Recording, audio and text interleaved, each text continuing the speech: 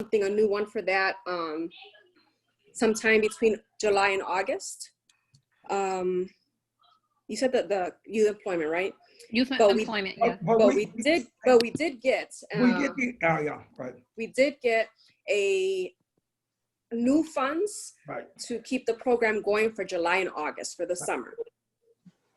And that was because the state of Illinois just kind of waved up their hands and said, let's just extend it for a couple months and develop a new, because I think they're just trying to figure out what their budget's looking like. Right. And I just want to say one thing that I told Jose and I wanted to share with everyone here was that we proposed $513 for those 2 months. And they called me back, just wanting a couple of changes to the budget. And it's on, we'll get to that on the, when we talked about the budget, but I just wanted to mention that when they called me, and I was taking notes of what they wanted me to revise and change, she said, and the reason why I want you to do this is because I want you to know that we've heard wonderful things about this program and how great PRCC is doing with it. So she said, we want to make sure you guys get what you asked for. So that was really nice to hear. And just to echo, we partnered up with Jack. He sent out a letter asking for an extension because this is one of the proposals that is not being considered as an extension for another year till 2021. So we submitted a letter to the as part of advocacy to the Grace Ho, the IDHS secretary. We joined in with other organizations that Jack was leading. Okay, so if there are no other questions or comments, I guess we can move on to the 2021 budget report. Lisa. Okay, hold on, just lost my. I'm sorry, I had a really quick question for Lisette. Yes. How, if you could just really briefly say how we've become current on all of our funds coming in, because we were so far behind 2 years, it's been a real turnaround. I just want to commend you and the staff for doing it. It's really challenged to do. But is there anything in particular that you were able to make happen? Like what happened? Well, the PPP loan, the fact that they were just gonna cover 2.5 months of payroll and administrative cost. Now that they're going to extend it for 8 months, that gives us the opportunity to use the funds for payroll towards the personnel that aren't covered by grants. So that relieves that is and will be relieving our unrestricted funds. And the 40% in admin that's going to cover mortgage interest, rent payments, things that we can, instead of 2.5 months, we can now extend it. So instead of having to put I want to say $150,000 into payroll a month in both of those months, we only have to apply, I want to say an average of $25,000 every payroll. So, that's one of the main reasons. And the second reason is because a lot of, like I mentioned before, a lot of the grants have extended, have given us supplemental funds for COVID, and they've just been paying. The turnaround has been a lot faster than, I want to say, in the last 3 years. So part of the reason I asked is so when December 31st comes, and we expended those funds, we'll still be in a good position, correct? It won't be like, oh, the PPP ends and now we're back. Right. For example, we were able to pay. We were able with with our unrestricted funds to pay back the credit line. Who's not muted? Or who's got the engines, fire engines going by or police stuff going by? That's Jose Lopez. Oh, Jose, do you know how to mute? I have no idea. I knew it. But I tell you, it is Alejandro and not Of Jose. course, Jose doesn't know how to mute. Let me tell you,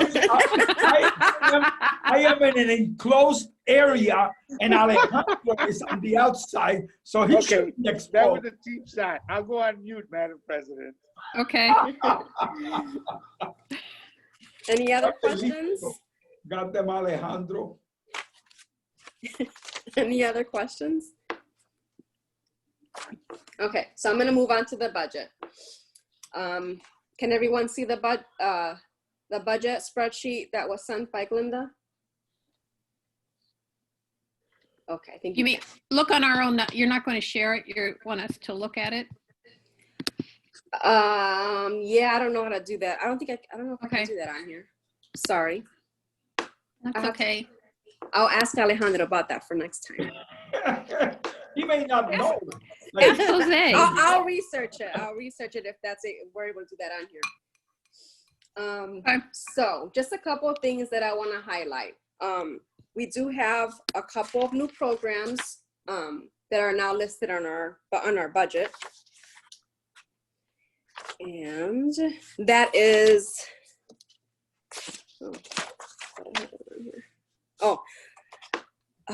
the census program,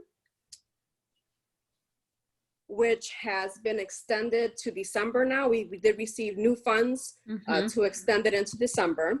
The one that we currently have ends on June 30th, but we received new funds to extend it till the end of this year.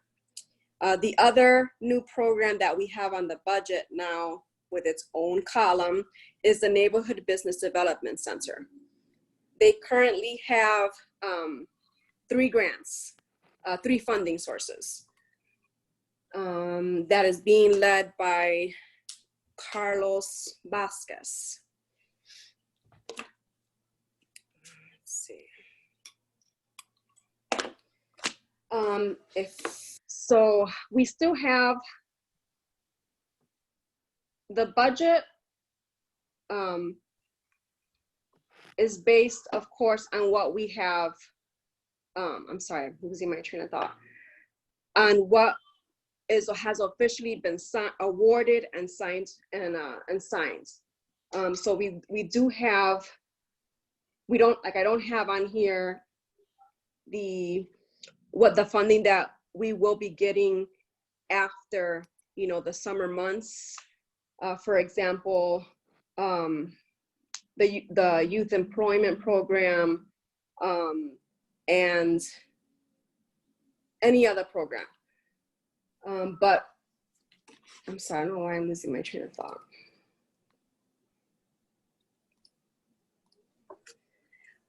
But I did want to bring up a couple of things.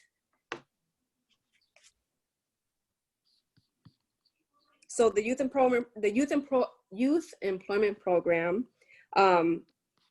does have a bit of a decrease. That's because it's only for the summer months. So that will be revised when we get a new contract in August or September.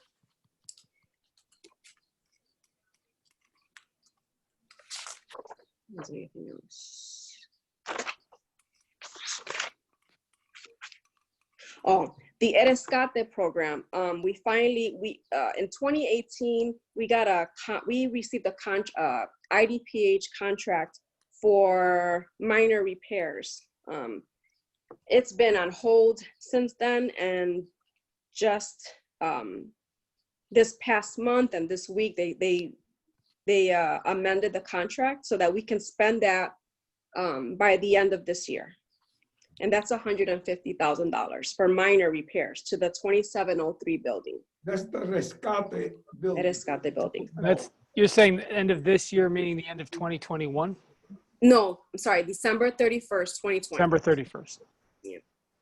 That's great, because boy, does it need it. Yeah, so, and we've already asked for half of that. We're just waiting for them to finalize the paperwork. They sent another amendments. So we should, I'm hoping, crossing my fingers that we'll receive that within the next month or so. I already asked for half to get the work started. And that's really the only big differences. Is there any questions, concerns? Lisa, I had a Yes. question, not about the budget, but it is about finances. Did you receive the invoice for the 25,000 census from HITN? No, Okay. only the 10. Okay, so you should be getting it, soon, in which case, then we're fine, right? We'll have Okay. come up to date with our obligation. Right, so that we can ask for that this month. Right, okay. Okay, so, was somebody about to say something? Yeah, can I? Michael? Jump right in. Okay. So a couple of things that I wanted to raise, either for conversation now or for a later meeting related to the budget. We've had a couple conversations in the past few meetings about the lack of private foundation. Right. And so what I wanted to request is for the next meeting, I would guess Juan would do this, but if he could give us a plan or like come to share with us what the plan is to increase the private foundation grants, like what are the obstacles, what can be done, what are they thinking of doing, because we've talked a lot about the over-reliance on government grants and the slowness of that as being a problem going forward. And so here we have, 15,000 in private, and the rest of it is almost 4 million is coming from government. So if for the next meeting, we could have a conversation about that with whoever would need to do that. Okay. Then I do have a concern, and I know that there's details here that I don't know. So forgive me for that, related to the health and dental amount. So I know, so we have about 53,000, let's say 54,000 for the annual budget that's set aside for health and dental. My concern is that given what we hear about COVID and the combination with the flu, I feel like, is there a way to increase the health and dental insurance or create some pots of money to help people who are, let's say, staff? For instance, Centro Infantil, maybe it comes through a different source, but they're not, they don't get health and dental based on this budget. Right. But I think we're going to be entering a really difficult situation with everything pointing towards it being pretty bad in the fall and next winter. And we don't have a lot of resources either to help people who already have health insurance. I don't know if there's a need, or for the staff that we rely on, but we don't have currently, of course, health insurance support for them. So I'm wondering if money can be. You're talking about the daycare? Hmm? You're talking about the daycare? Not just the daycare, but Oh, okay. I mean, that was one that came up, but I think we should work to increase that amount. I don't know what that means. I don't know the details. Maybe at the next meeting, we can have a conversation about like health and dental. Like the daycare, just for Okay. currently right now, Yeah. they all have signed waivers because they're on they have their husband's plans, Okay. or some, a parent. So that's why for right now, we don't have any funds allocated to that. Okay. But if that were to occur, I can easily adjust that. Okay. The grants that they have do cover health and dental. Okay. And we should have a uniform policy on all full-time employees, I assume, that they're We do. eligible for healthcare Yes. coverage. Yes, Because we do. I think by law, you can't Yes, offer Right. different things to. you're very right. Yep. So, Correct. yeah, that's true. Yep. Yeah. I mean, is there anything that we could think of I mean, I know far wealthier institutions are coming up with like pots of money where people could request funds if they need them, if something comes up to pay for a COVID test or medication or something. I don't know if in the budget we could move some money around to create a pot where people who do not have insurance from the cultural center, who are part-time but we rely heavily on, could maybe have, there might be some dollars that we could help in some way for that. I just think we should plan for the worst going forward, and so yeah, that's one point that personally I would, if we could at the next meeting also, or some soon meeting, talk about the health and dental. I just want to understand like how that gets calculated and all that, so I can be a little more knowledgeable about that. Okay. Anyway, those are some thoughts. Sorry. Do people generally make it known to the PRCC if they have health or dental needs that they aren't able to meet? Do you hear about that? Do people contact you and, you know, ask questions or ask for help with support for that if they've got a particular problem? I mean, as of yet, to me and the fiscal department, no. And anyone who, you know, when they're hired and every year when it's open enrollments, everyone is notified and given a packet of the health insurance, you know, that we have and the packages that are available to them. We have a representative that comes out that can come out for a month and meet with whoever wants to make, you know, changes or see what else is available that might better fit them. And that has been, as far as I know, has been working out. Let me share some of the information to enter briefly, and then we can definitely bring it up to the next board and be more descriptive. In terms of the health coverage, we do have a policy of health and dental.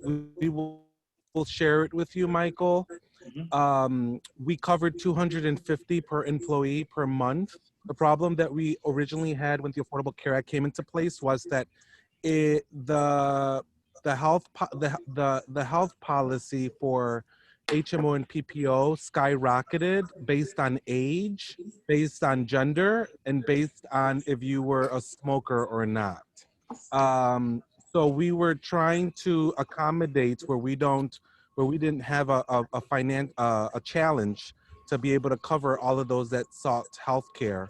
So there's a policy in place that I will get Roberto Sanabria to share with you, Michael, and whoever else wants to be a part of, you know, looking at ways to increase healthcare benefits. That is something that we can explore and see what we can do. In terms of the dental, almost everybody is covered because it's probably one of the cheapest. It's like $54 per month per person, $50. Right. So Roberto worked this out with ADP for both health and dental for them to be our brokers. So we can definitely see what we can do, but there's a large majority of staff that are covered through their other spouse or their partners, or they are able to qualify for Medicaid or other benefits based on their pre-existing conditions.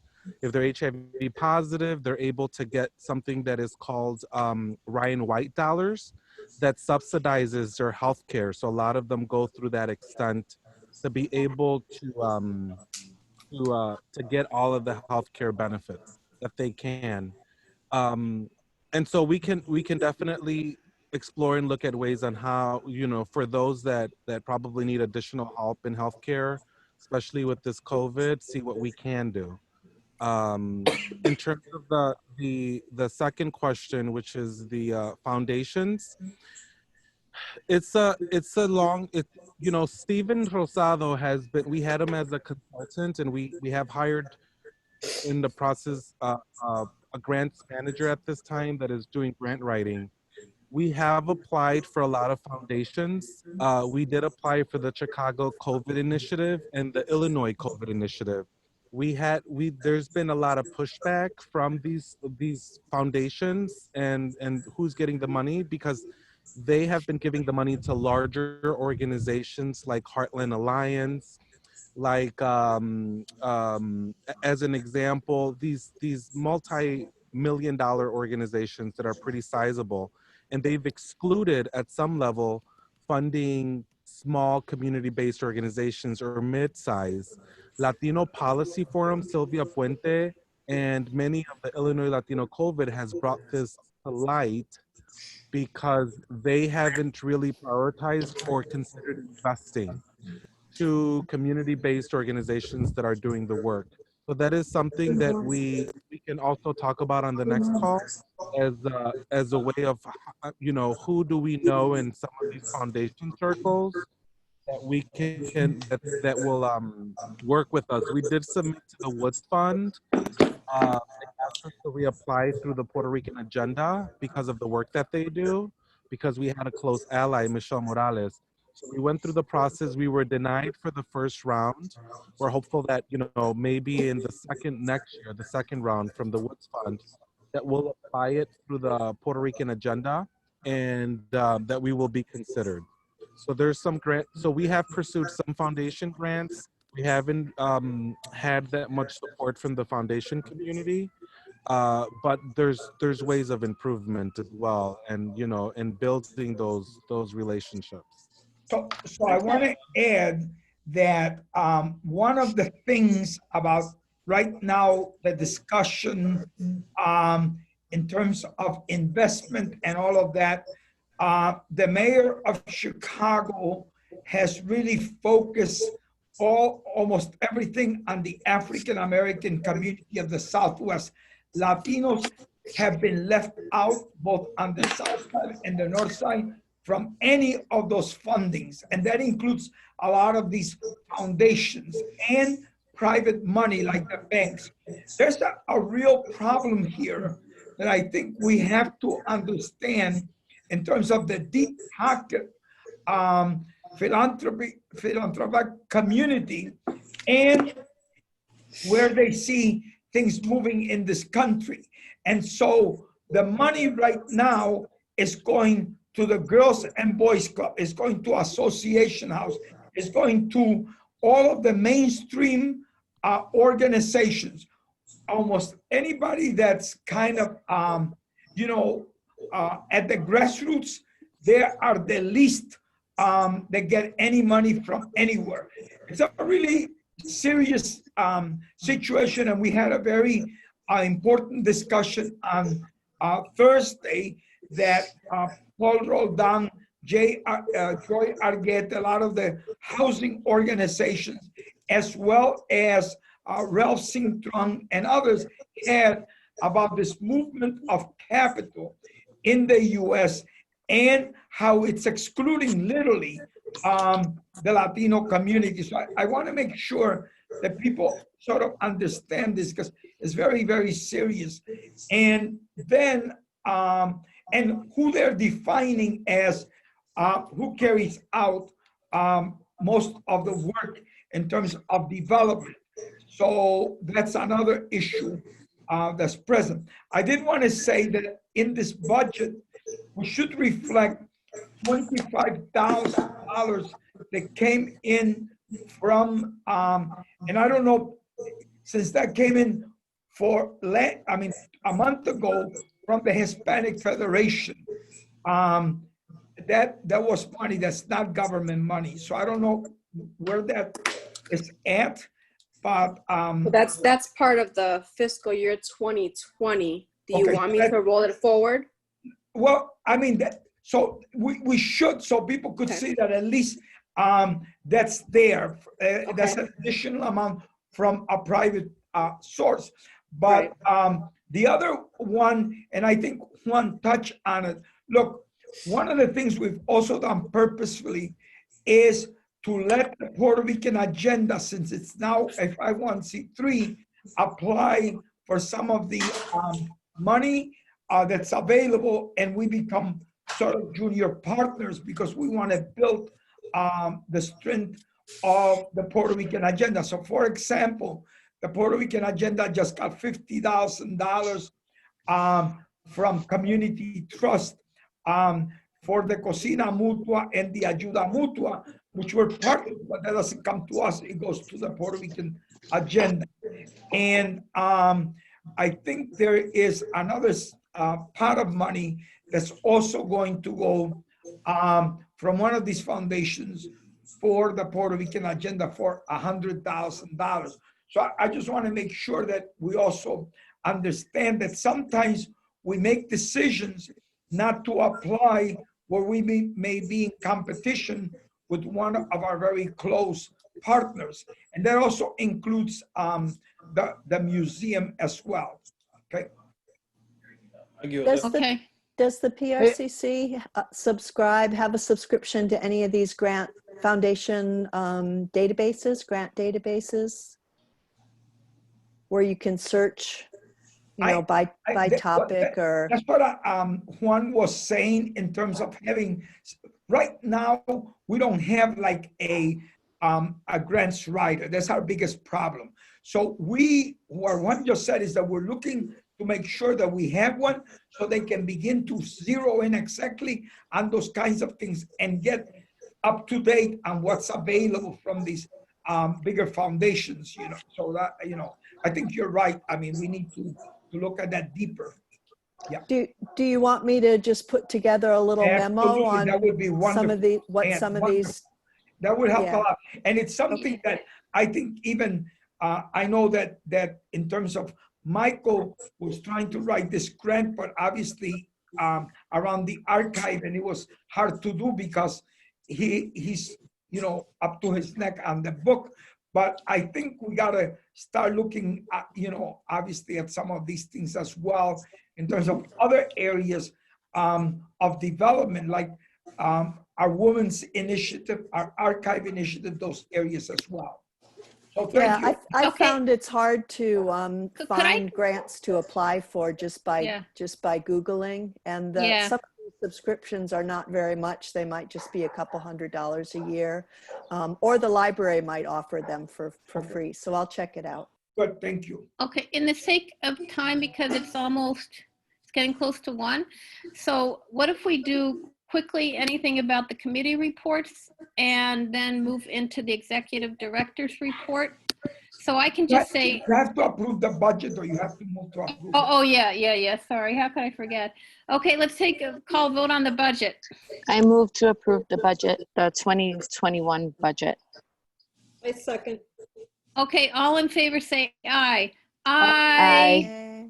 All opposed, nay. I think there's no nays. Okay, unanimous. Okay, committee reports. I will say quite rapidly, nothing has happened with the Women's Committee since March 8th, so there is no report. So should we go into the personal and advocacy, which I don't know, Tony, you want to start saying something, or if Michael, you want to start saying something? Well, I can say something very quickly about advocacy.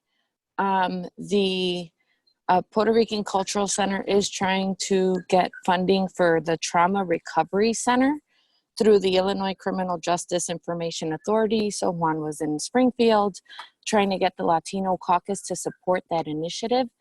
And for the first time in a very long time, especially with the size of the Latino Caucus, he was able to get more than 90% of the members to actually sign on to a letter of support for one Latino organization to get this funding from them.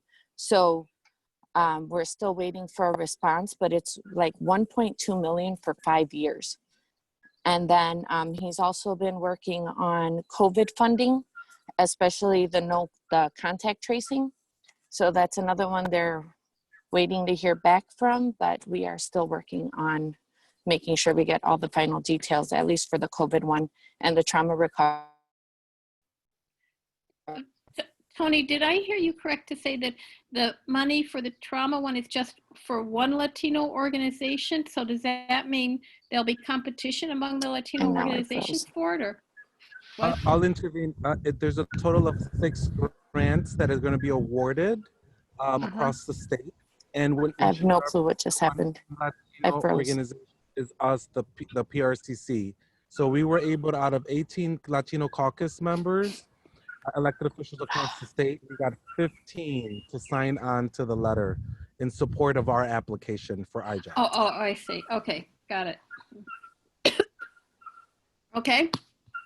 Anything else from you, Tony?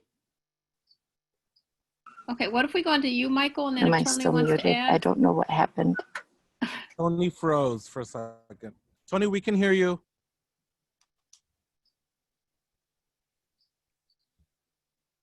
What if we go on to you, Michael, and then Tony can jump back in? Okay. As I think maybe everyone knows, but just to remind us, because obviously the last few months, kind of the world has changed. But we, Margaret, myself, No clue. Roberto Sanabria, were working and were able to put together a pretty extensive climate survey, which a lot of organizations Well, I do. wanted to take notes. On a regular basis. The survey has about 70 plus questions on all kinds of personnel, job, related issues. And unfortunately, we released it basically right before COVID happened here. And so we only have about 16 people who were able to fill it out. I just sent Roberto an email asking him to send it out to the staff again so we could get those hopefully by the end of the month. The idea is that it's an anonymous survey, and Margaret and myself would get the data, and then we would prepare something that we could share with obviously the PRCC staff and leadership along with the board. But the climate survey is, I think it's going to raise, I think, some important questions, concerns that people have that hopefully we can think about and reflect on how we can improve as an organization. So if you have any questions about that, let myself or Margaret know. But hopefully soon we'll be able to report back on that, maybe by the next meeting. My only suggestion is that since that deals sort of with personnel, Tony should definitely be involved in this. Okay. Because I think, in the future, so we created that committee, and since it deals with, how staff and stuff, I think it would be good for you to share that information with Tony so she can report out what is, what came out of that, okay? Definitely. Tony, I'll send you a PDF of the questions and stuff so you can see that. Okay, thank you. No problem. Thanks. Okay, so then why don't we go on to you again, Michael, with the Cultural Center Archives? Back to me. Back to you. There's nothing to share. We're kind of, standing still right now. I was able to reduce some of my teaching load next year, so I will be spending more time on the archive. Wow. But of course, COVID and all of that stuff is going to be an issue. I know. I want to thank Anne for bringing our attention to a Mellon grant. Unfortunately, given all of the complexity of this moment and time constraints, we weren't able to apply, but I think we will be in a great position to apply next year for that grant. And so, yeah, we're definitely going to be thinking about grants and how to move forward. But at this point, we're just kind of in a holding pattern until there's more time and it's safe to work in the archive. Did you get the grant from Northwestern? I got the fellowship grant, but I didn't get the other one. I was a finalist for the one that Margaret wrote a letter for. Oh well. Yeah.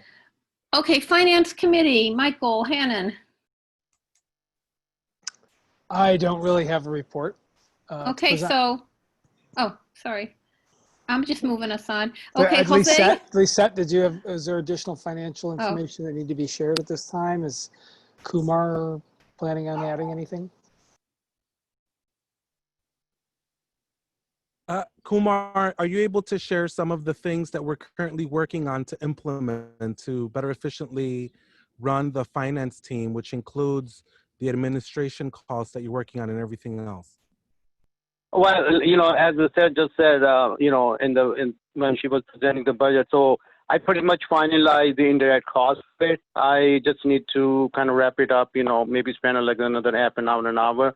So I should have it ready hopefully by tomorrow or by the end of tomorrow. And then the way I'm understanding is that, my role is, I pretty much know, but it's not, I think it's not still well defined, but my understanding is that I will be working with the finance team to produce the financial statement, because that's the area where I see, there are some weaknesses. Because when I talked to Mr. Broadman, he has been saying that, things which should be part of the income statement, they go to the balance sheet, or balance sheet item go to the income statement. So I will be working with the finance team to hopefully to correct, those weaknesses. And as I go further, once I'm starting, with the team, and I see more, problems or whatever, then we will try to, resolve those issues, as I work on with them, like on a continuous basis. That's my plan. That's my understanding is, I think that's pretty much, that's what I needed to say. Thank you, Kumar. Okay, thanks.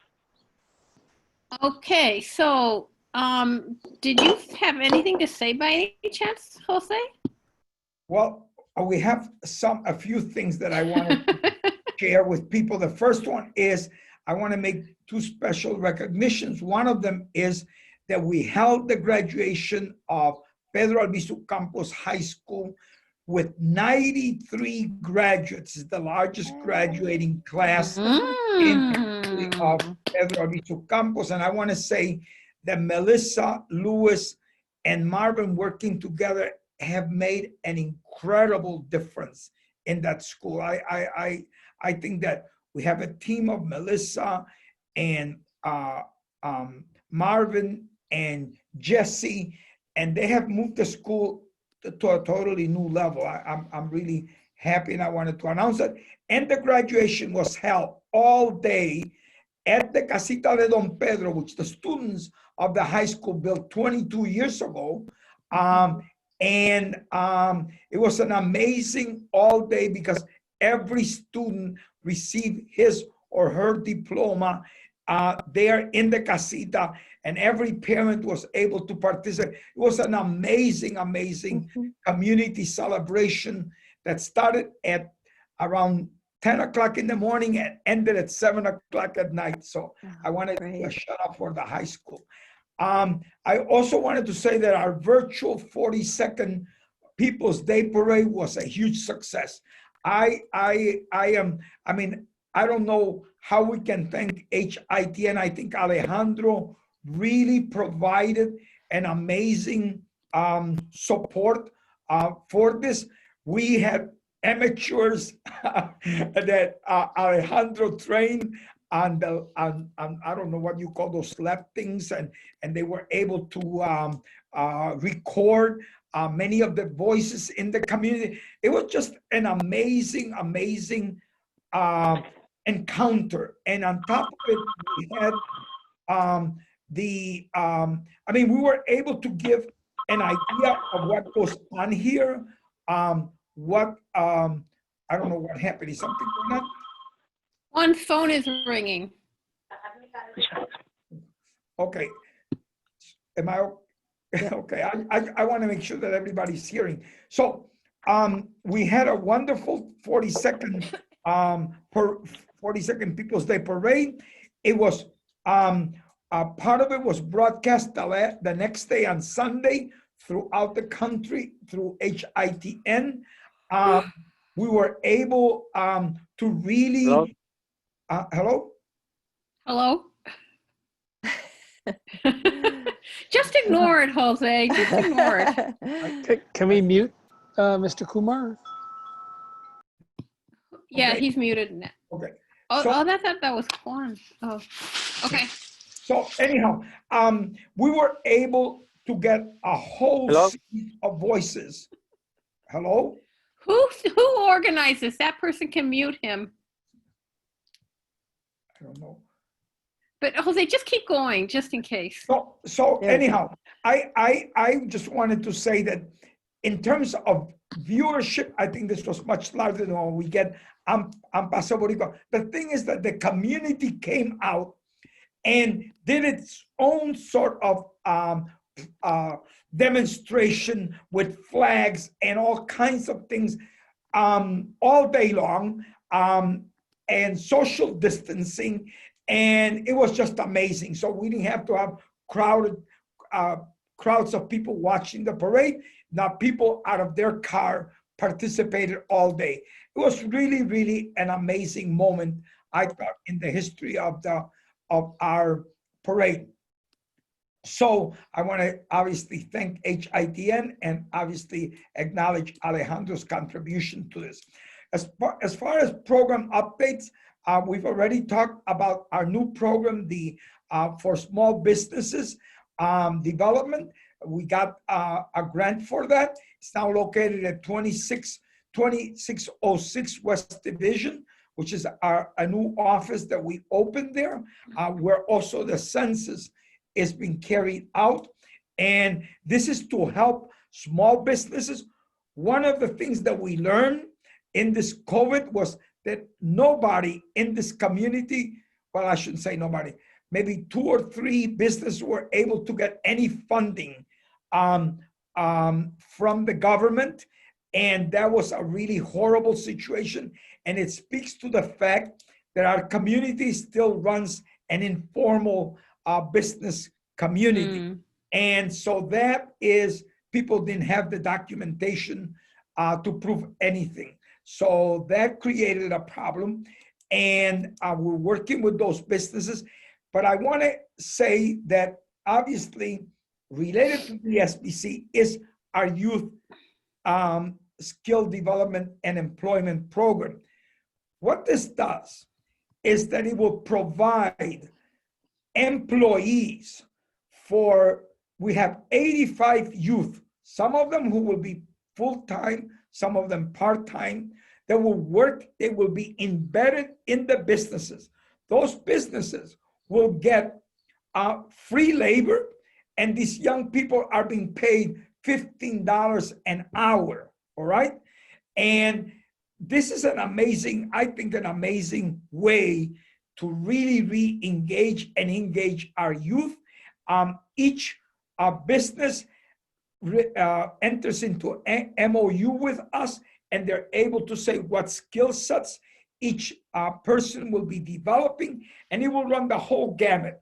We're gonna go from the barber shop to the dog grooming business, to doctors, to the restaurants, to the grocery store. I mean, it is going to be an amazing engagement, but it will also help our businesses. So I'm really, really excited about this. In addition to that, we're supposed to provide the students 2 hours a week of online instruction for their finances, for their resume, all of that stuff. So there'll be job skill development as well. Additionally, we're going to be running a program for 10 young people using the STEM program for 15 hours a week. And that's going to be an online project for those kids who are not able to participate in the youth employment. So technically, we're looking at having 95 young people engaged this summer for July and August. This is amazing.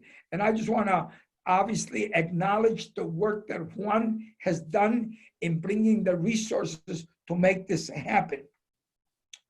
I wanted to say that in terms of our other programs, the childcare is operating on a very limited scale, and it's mostly on an emergency basis for people that are working in the first response area.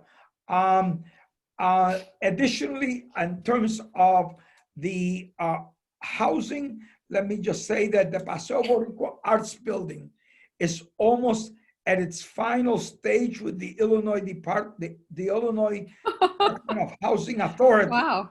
to get those additional dollars that we needed, the $2 million. Well, it was actually 2.4. We got very close. We got 1.9 million that I think we'll get, but we're working Wow. with our developer, and I think I'm hoping that within the next 2 or 3 months, we may be able to close on this. So I don't know what else to do, but I think we've moved this a lot. I wanted to say that I'm from a personal political relation Billy Ocasio had with the woman who now heads the Illinois Department of Housing Authority. He's been very, very supportive of this effort, and I think that has helped to move us along. At the city level, Roberto Maldonado has done an incredible job with the Department of Planning. So I think we are maybe at the end of the road for the Paseo Boricua Arts Building. The other thing I want to talk about a little bit is our community work. And obviously, I already said something about working with the Puerto Rican agenda. We have provided 46 lunches from literally the end of March all the way until the middle of June. And now we're beginning it again, 46 lunches to the seniors in our community and to people who are disabled. This is delivered every day from Nelly's Restaurant. And we're continuing that until we just got, the Puerto Rican agenda just got an extension. We're going to continue that until the middle of August.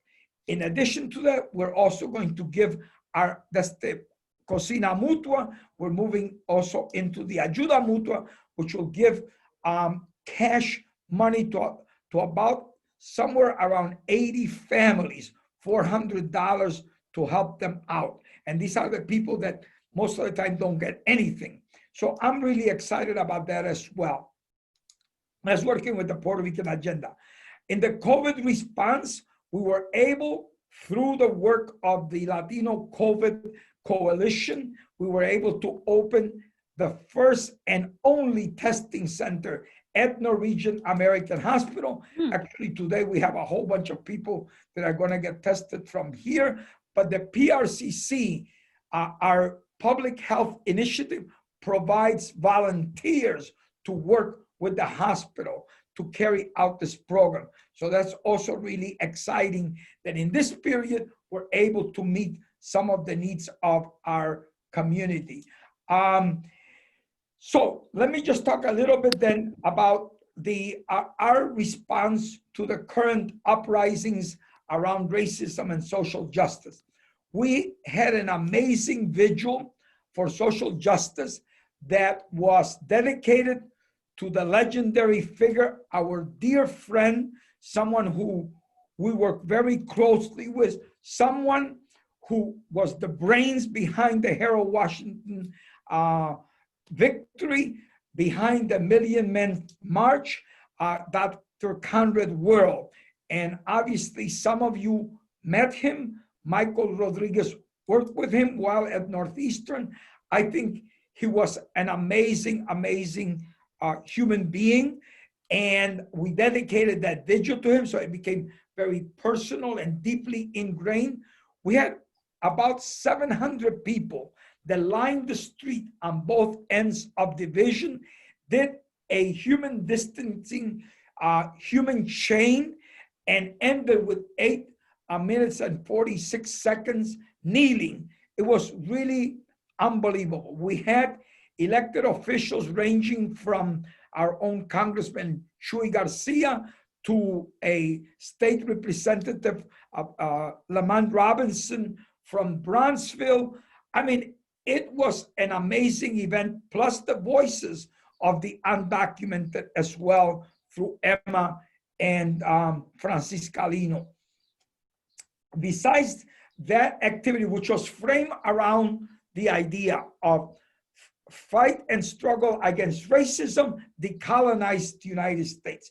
That is the slogan that we've been putting out because we want to make a connection between this discussion around racism and defining the structural racism within the context of colonialism.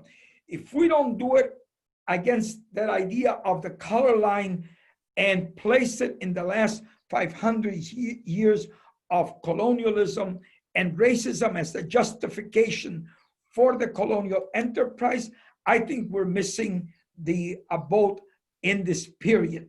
And so we've been participating in a lot of discussions. We were on a panel with Univision TV, which was amazing, for an hour long around internalized racism of Latinos, and as well as placing the bigger picture of racism against colonialism. It was a panel of 2 young Black activists from the Black Lives Matter, 2 young Latino students in journalism, a professor from Northwestern in family psychology, and it was just completely amazing that we were able to have that kind of discussion. In addition to that, we've been working with and this is, Juan has been doing this very intentionally, bringing in our state legislative leaders, the Black and Brown, the leaders of the Black caucus and the Brown and the Latino caucus in the House of Representatives and the Senate. We had a wonderful discussion about Black and Brown policy at the state level. It was an hour and a half long. It was amazing. We've participated in various events, including one in Pilsen that was organized by Centro Sin Fronteras and the young people there, with over 7,000 people in attendance, mostly young Latinos and Blacks. And we are working this idea of the Black, Brown, Black, Latino legislative dialogue called Cafecito. We're trying to expand it so it's ongoing, and the Puerto Rican Agenda will be hosting that. Cristina has done an amazing job in sort of bringing that together. And then the last thing I want to say is that we've been having a very serious discussion about housing and the Black-Brown dialogue. And one of the things that I have been very concerned about is that we haven't talked at all about, in all of this, about housing, and particularly around gentrification.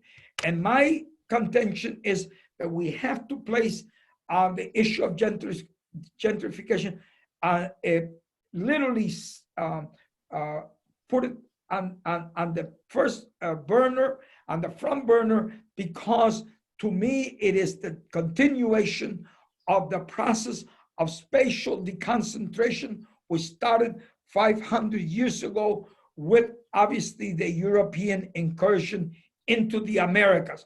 What happened with the native populations almost everywhere, but particularly in what is the United States, was a process of spatial deconcentration. And we've got to look at the United States cities, and all you have to do is look at Chicago, and you will see how Chicago, all you have to do is the southwest suburbs of Chicago are almost solidly Black Bantustans. And where are Blacks and Latinos? Latinos are in Cicero, in Berwyn, in Melrose Park, in areas of the suburbs that really nobody wants. And the same thing with the African-American community in Madison, Dixmoor. When we look at the map of the urban centers, and I don't care where we go, whether it's New York, Chicago, Boston, San Francisco, is the same map. It's a map in which we're whitening the core of the city, and we are displacing and spatially deconcentrating people of color. And we have to take this on in terms of housing. And particularly, I want to be able to raise the idea on the policy level of how important it is for us to create at this point and promote the idea of cultural sanctuary districts in every state.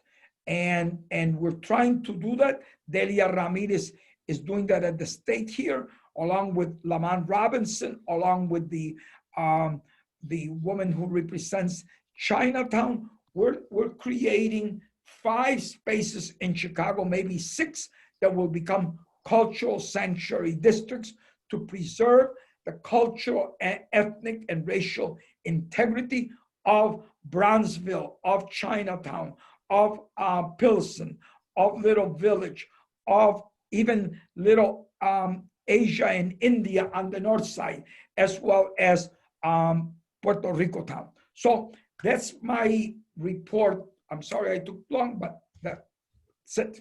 Thank you. Okay, so I think we're done.